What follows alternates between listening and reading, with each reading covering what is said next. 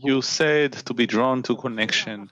So the question is, we in the 10, we have our Zoom meetings, we have our actions that have become a kind of a routine, a habit, and they don't create any frictions, really.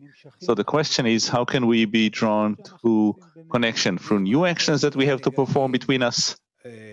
If you're not discovering the force of resistance between you, it's a sign that you're not growing closer, but rather you learned instinctively how to keep your distance, and so it seems to you that everything is fine in your 10.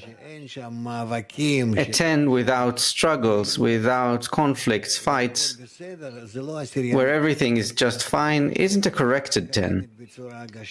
It's a 10 which exists corporeally but not spiritually. Spiritually, a 10 is such where you have the power of hatred and rejection there, and upon it, love. And how should getting closer look like in the 10?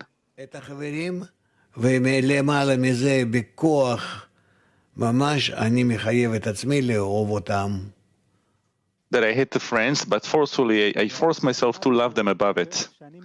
But in terms of seeing it, the way I look at it, correct me if I'm wrong, these are things that hinder me. I should not keep them in my stomach. I should come and tell and say them, and then it will become easier. That's about the hatred. Is that how we do it? It could be that there is an option to correct when you say things openly, aloud, but maybe it's not necessary. If you understand that your problems are awakening from within, and you don't need to disclose them, but rather to contend with them by yourself or through the society, where you try to relate to others with love above your ego, and you're incapable of it, and so you ask them what to do, so they help you, and each one can pour out a little of what he has between all of you, and then you will see what hatred exists between you mutually. But it's on the condition that you discover it only to the extent that you correct it. So, when there's no work in the 10, we should be worried about it, when we don't have such struggles, like you said, such fights.